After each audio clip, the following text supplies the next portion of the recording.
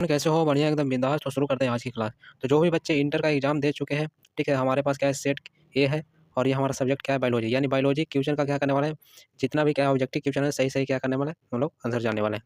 तो ज़्यादा देरी ना करते हुए क्या करते हैं, चलते हैं अपने प्रश्न की तरफ और इसका सही-सही उत्तर देखेंगे।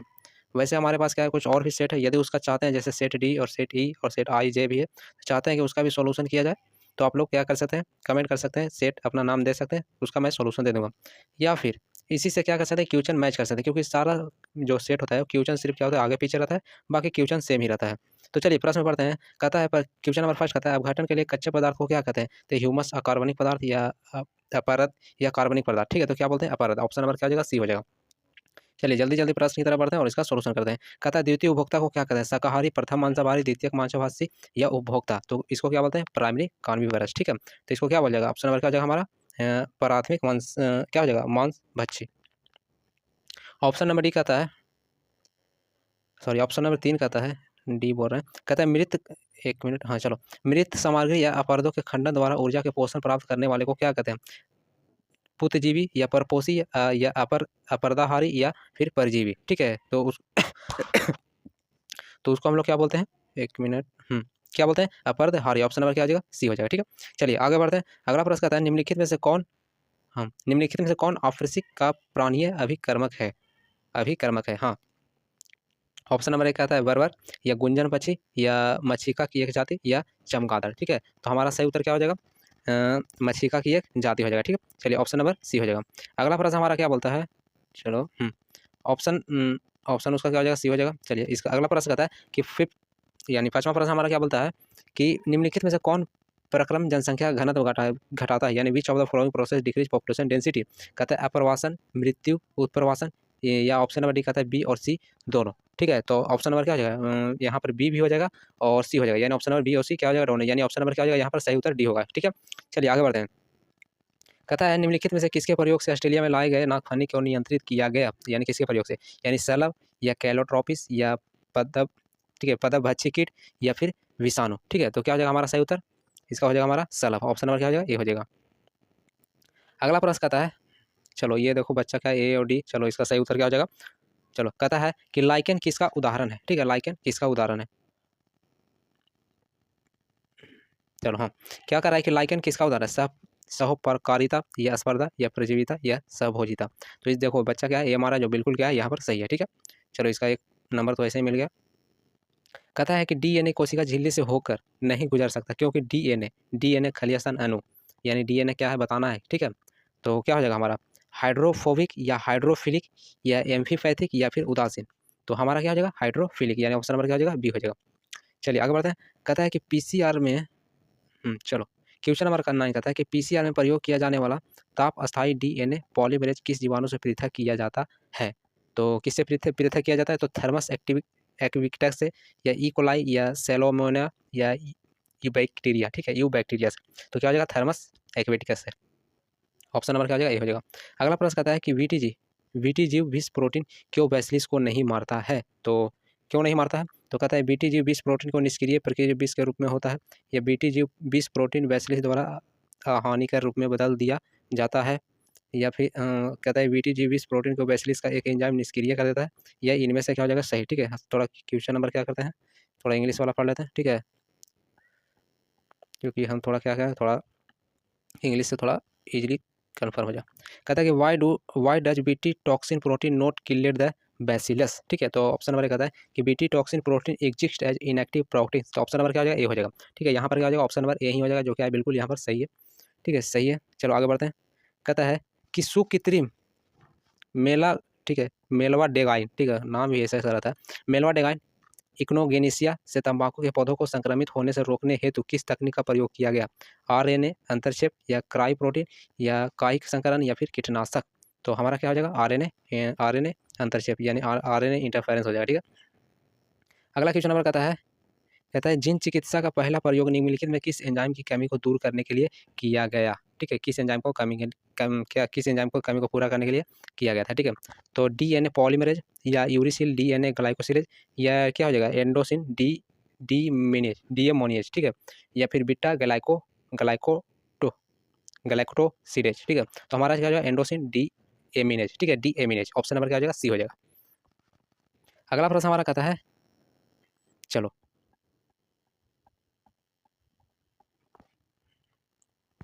कहता है एक अमेरिकन कंपनी ने 1997 में भारतीय बासमती चावल को चावल के किस किस्म से संकरण कराकर एक नया बासमती किस्म पर एकस्व अधिकार प्राप्त किया था?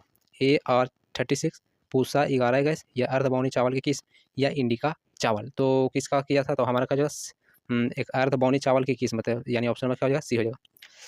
अगला हमारा प्रश्न क्या बोलता है कि कौन मानव प्रोटीन प्रथम परजीवी गाय रोजी के दूध में मिलता है?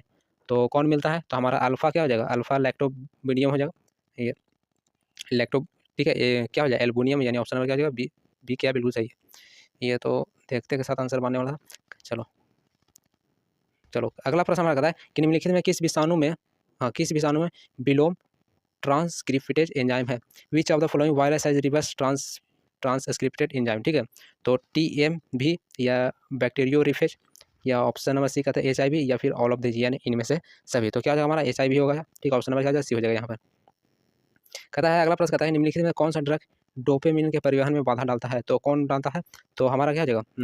यहाँ पर जो हो जाएगा कोकीन हो जाएगा। ऑप्शन नंबर क्या हो जाएगा? डी बिल्कुल सही है, ठीक है, कोकीन हो जाता है, एकदम बाधा डालता है डोपामिन में। अगला प्रश्न कहता है, चलो हाँ ये तो इंग्लिश है इसका, चलो थोड़ा सा आगे बढ़ा लिया जाए। देखो ये बहुत अच्छा प्रश्न है। ऑप्शन नंबर देखो ये बी मारा है, तो क्या बी बिल्कुल सही है। विटामिन क्या होता है? दूध को दही में बदलने के कारण किस विटामिन की मात्रा बढ़ती है? तो B12। तो ऑप्शन नंबर क्या है? BA है, सॉरी विटामिन ए है।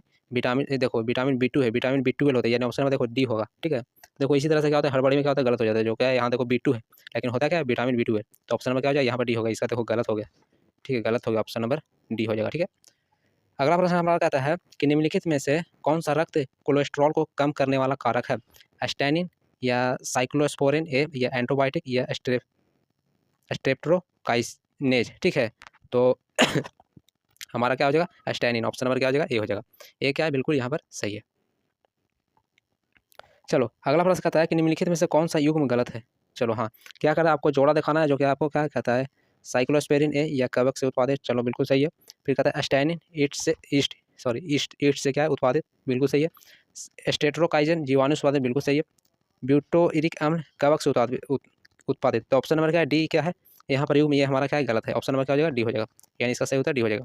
अगला प्रश्न हमारा कहता है निम्नलिखित में कौन साइनोबैक्टीरिया वायुमंडलीय नाइट्रोजन को स्थिरीकृत कर सकते हैं? तो 900 स्टॉक करते हैं, बिल्कुल सही है। एनामीबा भी करते हैं, ऑस्लिलेटोरिया भी, यानी इनमें से हो जाएगा। ऑप्शन नंबर क्या हो जाएगा? डी हो जाएगा, ठीक है। ऑप्शन नंबर क्या है? इनमें से सभी हो जाएगा, सभी करते हैं। अगला प्रश्न हमारा क्या बोलता है कि बटरफ्लाई कैटरपिलर को किसकी मदद से नियंत्रित किया जाता है? कहता है स्यूडोमोनास, या ट्राइकोडर्मा, या बैसिलस यूथेरिंजियस, या बैक्टीरियो वायरस। तो किससे किया जाता है? हमारा क्या हो जाएगा यहाँ पर? बैसिलस यूथेरिंजियस, यानी ऑप्शन नंबर क्या हो जाएगा? सी हो जाएगा, ठीक है। नेक्स्ट प्रश्न बढ़ता है। नेक्स्ट प्रश्न कहता है संसार में कुल कितने महाविविध देश है? तो महाविविध देश कितने थे? 70 होते हैं। तो ऑप्शन नंबर क्या है? यहाँ डी हो जाएगा। ऑप्शन नंबर क्या है? बिल्कुल सही है। अगले प्रश्न बढ़ते हैं। अगला प्रश्न हमारा क्या बोलता है कि किस क्षेत्र में बार बार हिम नदन होने के कारण जाति विकास एवं विविधता के लिए कम समय मिला है? तो किस क्षेत्र में होता है? तो शीत उष्ण क्षेत्र में, यानी हमारा क्या? ऑप्शन नंबर ए ही क्या है यहाँ पर? बिल्कुल सही है। चलिए अगले प्रश्न बढ़ते हैं। अगला कहता है कि किसे पृथ्वी का फेफड़ा कहा जाता है? ठीक है, तो पृथ्वी का फेफड़ा किसे कहा जाता है?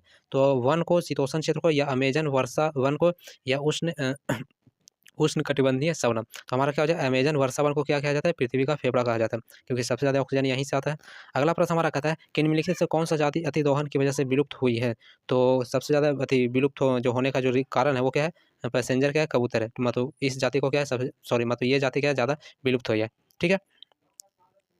चलो अगला प्रश्न हमारा कहता है कि मनुष्य को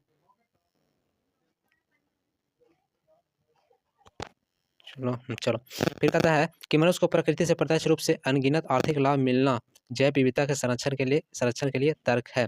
संकीर्ण रूप उपयोगी, व्यापारिक रूप उपयोगी, या नैतिक, या इनमें से क्या हो जाएगा? सभी। तो हमारा यहाँ सही उत्तर क्या हो जाएगा? संकीर्ण रूप से क्या हो जाएगा? उपयोगी हो जाएगा, ठीक है। ऑप्शन नंबर क्या हो जाएगा? ये हो जाएगा।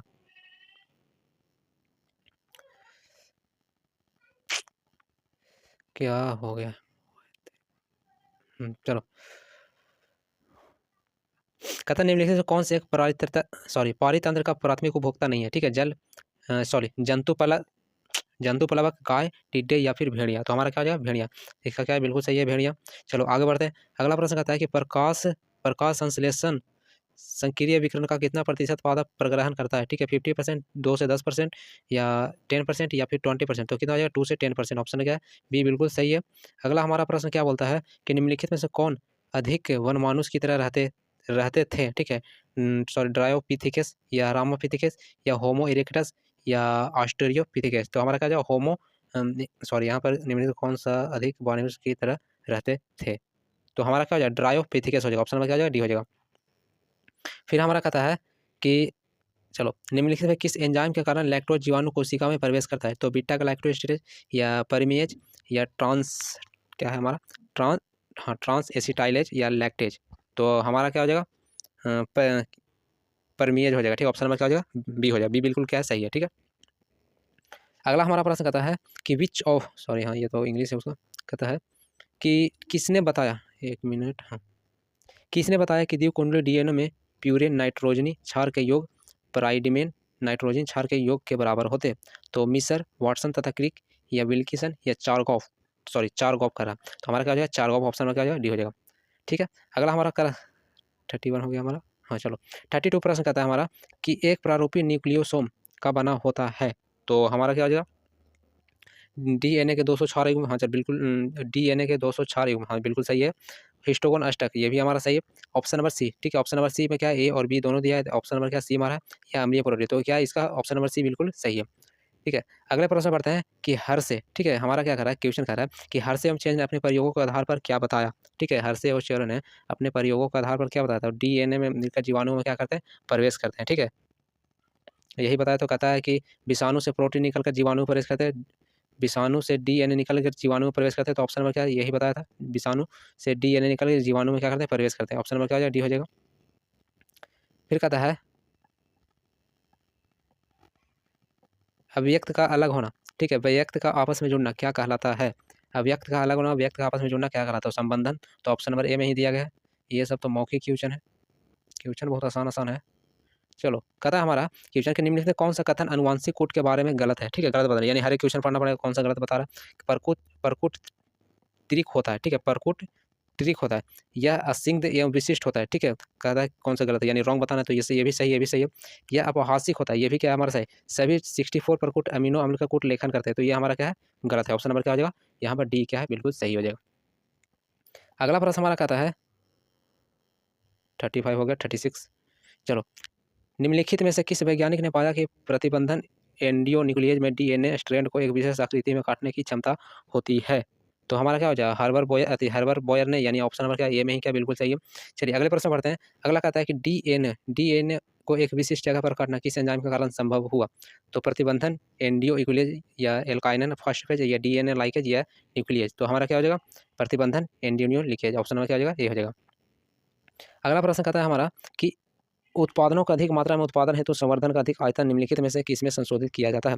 आश्वासन इकाई या बैरियोरिकेटर या पीसीआर या इलेक्ट्रोफोर्सिस इकाई। तो हमारा क्या हो जाएगा? बैरियो रिएक्टर हो जाएगा। ऑप्शन नंबर क्या हो जाएगा? बी हो जाएगा। अगला प्रश्न हमारा क्या आता है? डीएनए की दो डीएनए द्विकुंडली के दो लड़कियों का आधार स्तंभ किसका बना होता है? तो किसका बना होता है? तो शुगर फॉस्फेट का होता है हमारा। तो यानी शक्कर फॉस्फेट, यानी ऑप्शन नंबर ए में ही दिया गया है। आगे बढ़ते हैं। अगला हमारा प्रश्न कहता है कि डीएनए खंडन के समान प्रकार के चिपचिपे सिरे होने के लिए क्या आवश्यक है? तो क्या आवश्यक है? तो डीएनए के प्रतिबंधन प्रतिबंधन इंडोन्यूक्लियस से काटा जाए, और या डीएनए के अलग अलग प्रतिबंधन न्यूक्लियस से काटा जाए, या डीएनए का प्रबंधन या इनमें से सभी। तो डीएनए के एक ही प्रबंधन इंडोन्यूक्लियस से काटा जाए, यानी ऑप्शन नंबर क्या हो जाएगा? ये हो जाएगा। अगला प्रश्न कहता है कि जेल इलेक्ट्रोफोर्सिस के दौरान डीएनए के खंडन किस इलेक्ट्रोड की तरफ जाते हैं? तो कैथोड, एनोड, डीएनओ के खंड के आकार के अनुसार किसी भी इलेक्ट्रोड की तरफ, ये इनमें से कोई नहीं। तो ये जाते हैं हमें एनोड की तरफ जाता हुआ दिखता है। ऑप्शन नंबर क्या हो जाएगा? बी हो जाएगा।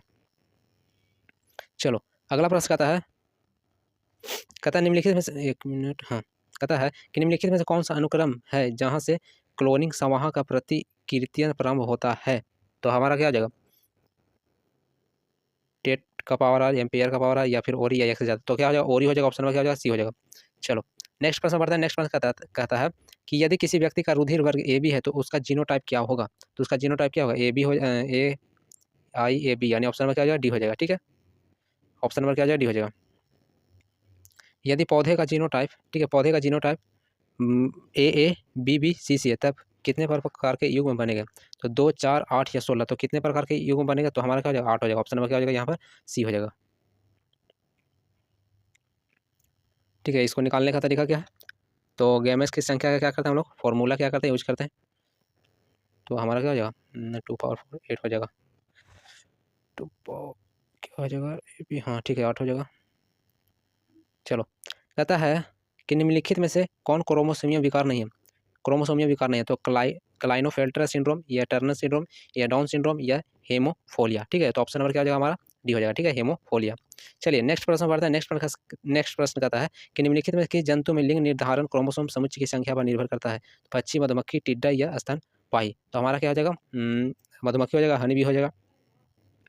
चलो ये सब आसान आसान। निम्नलिखित में कौन सा नियम एक संकर क्रॉस का आधारित है? प्रभावित का नियम, विसंयोजन का नियम, स्वतंत्र अभियोजन का नियम, या ऑप्शन नंबर डी का था ए और बी दोनों। तो हमारा क्या हो जाएगा? ऑप्शन नंबर क्या हो जाएगा? डी हो जाएगा। ए और बी क्या हो जाएगा? दोनों। इसका देखो सही है। चलो अगला प्रश्न कहता है कि जीवाश्म किस प्रकार के चट्टान में पाए जाते हैं? अवसादी चट्टान, रूपरांध्री चट्टान, आग्नेय चट्टान या इनमें से सभी। तो हमारा क्या हो जाएगा? सेडिमेंट्री रॉक हो जाएगा, अवसादी चट्टान।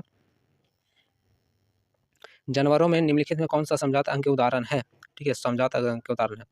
तो हमारा क्या हो जाएगा? ऑक्टोपस या मनुष्य की आँखें, या शकरकंद एवं आलू, या पेंगुइन डाइफ्लिन के फ्लिपर्स, या सरीसृप स्तनधारी के हृदय। तो हमारा क्या होगा? सरीसृप एवं स्तनधारी के हृदय। ये जानवर में कौन सा? हाँ, तो ऑप्शन नंबर क्या हो जाएगा? डी हो जाएगा। ठीक है, ऑप्शन नंबर डी क्या है? बिल्कुल सही है। चलिए अगला प्रश्न हमारा क्या बोलता है कि त्रिसंयन के पश्चात भ्रूण कोश की कौन सी कोशिका प्राथमिक भ्रूण कोशिका बन जाती है? तो हमारा क्या हो जाएगा? यहाँ पर हो जाएगा केंद्रीय कोशिका। ऑप्शन नंबर क्या हो जाएगा? ए हो जाएगा, सेंट्रल सेल हो जाएगा। ठीक है, कहता है अगला प्रश्न कहता है कि निम्नलिखित में कौन सा सहायक कोशिका पराग नलिकाओं को दिशा प्रदान करने में महत्वपूर्ण भूमिका निभाता है? प्रतिवत्स्यांग या तंतुरूप समुच्चय, या केंद्रीय कोशिका, या बीजांड द्वार। तो हमारा क्या हो जाएगा यहाँ पर? तंतुरूप समुच्चय हो जाएगा। ठीक है, ऑप्शन नंबर क्या हो जाएगा? बी हो जाएगा। नेक्स्ट प्रश्न कहता है कि निम्नलिखित में कौन सा मनुष्य में न्यूमोनिया के लिए उत्तरदायी होता है? तो निमोनिया के लिए उत्तरदायी कौन होता है? ठीक है, तो हमारा क्या हो जाएगा? या पहला ऑप्शन कहता है स्ट्रेप्टोकोकस या निमोनी, या सालोमोनेला, या हीमोफिलस इन्फ्लुएंसी, या ऑप्शन नंबर डी कहता है ए और सी दोनों। तो हमारा क्या हो जाएगा? ए भी हो जाएगा और सी भी हो जाएगा। ठीक है, चलो नेक्स्ट प्रश्न कहता है मलेरिया के लिए उत्तरदायी रोगजनक कौन सा जीव है? तो हमारा क्या हो जाएगा? विषाणु हो जाएगा, जीवाणु होगा, प्रोटोजोआ या निमेटोड होगा। ठीक है, तो ऑप्शन नंबर क्या हो जाएगा? प्रोटोजोआ। अगले प्रश्न पढ़ते हैं। अगला प्रश्न हमारा कहता है कि निम्नलिखित में कौन सा बीमारी या कीट रोग वाहकों के द्वारा संचारित होती है? तो हमारा क्या हो जाएगा? टाइफाइड, मलेरिया, या फाइलेरिया, या ऑप्शन नंबर डी कहता है बी और सी दोनों। तो बी और सी क्या होगा? दोनों हो जाएगा। ऑप्शन नंबर क्या हो जाएगा? डी हो जाएगा। चलिए अगले प्रश्न पढ़ते हैं। अगला प्रश्न कहता है कि विषाणु संक्रमित कोशिकाओं द्वारा स्त्रावित इंटरफेरॉन किस प्रकार का रोध है? ठीक है, साइटोकाइनेन रोध, या शारीरिक रोध, या कोशिकीय रोध, या कायिक रोध। ठीक है, तो हमारा क्या हो जाएगा? साइटोकाइनेन रोध। ठीक है, ऑप्शन नंबर क्या हो जाएगा? ए हो जाएगा। क्वेश्चन नंबर 61 कहता है निम्नलिखित कौन सा कोशिका तरल प्रतिरक्षा अनुक्रिया के लिए उत्तरदायी है? तो कौन सा हो जाएगा? तो हमारा क्या हो जाएगा? बी लसिकानु। ऑप्शन में क्या हो जाएगा? ए ही हो जाएगा। चलो अब ज़्यादा प्रश्न नहीं बचा है। कहता है निरोप अस्वीकृति को रोकने के लिए रोगी को क्या लेना पड़ता है? तो क्या लेना पड़ता है? तो वहाँ लेते हैं क्या? ये प्रतिरक्षा निरोधक यानी उससे लड़ने की ताकत वाला क्या लेते हैं हम लोग? दवाई बोल सकते हैं। ठीक है, तो ऑप्शन नंबर क्या हो जाएगा? ये हो जाएगा। ठीक है, चलो चलो नेक्स्ट क्वेश्चन कहता है कि निम्नलिखित में कौन सा अंग प्राथमिक लविकांश अंग है? ठीक है, तो अस्थि मज्जा एवं टॉन्सिल। ठीक है, अस्थि मज्जा एवं थाइमस, या लसिकाभ ग्रंथिया, या थाइमस या लसिकाभ ग्रंथिया। थाइमस एवं लसिकाभ ग्रंथिया। हाँ, तो इसका सही उत्तर क्या हो जाएगा? हमारा क्या हो जाएगा? अस्थि मज्जा एवं हमारा क्या हो जाएगा? थाइमस, यानी ऑप्शन नंबर क्या? बी हो जाएगा। ठीक है, ऑप्शन नंबर बी क्या है? इसका बिल्कुल सही है। चलो क्वेश्चन नंबर 64 कहता है कि शुक्र नलिकाओं में कौन सी कोशिका पाई जाती है? तो सर्टोली कोशिका। हाँ बिल्कुल सही है। कि अंतरालीय कोशिका, ये तो हमारा गलत है। शुक्रजन, तो सी भी क्या है? बिल्कुल सही है। ऑप्शन नंबर डी कहता है कि ए और सी दोनों। हाँ, तो हमारा क्या? ए भी सही है, सी भी सही है, यानी ऑप्शन नंबर क्या हो जाएगा? डी हो जाएगा। ठीक है,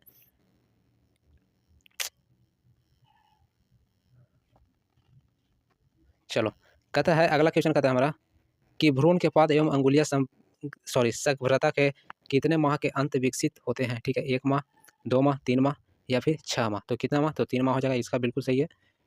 फिर कहता है निम्नलिखित कौन सा अपरा हार्मोन के गर्भावस्था में बनते हैं? तो हमारा कौन सा हार्मोन बनता है? तो एसटीजी, हाँ ये भी बनता है। एचपीएल ये भी बनता है। रिलैक्सिन, तो ये भी बनता है। ऑप्शन नंबर क्या है? डी बिल्कुल सही है। अगला प्रश्न कहता है शुक्राणु कि किस रचना में अंडाणु के निषेचन में मदद करने वाले एंजाइम होते हैं? ठीक है, मध्यखंड, ग्रीवा केंद्रक, या एक्रोसोम। तो हमारा क्या हो जाएगा? एक्रोसोम हो जाएगा।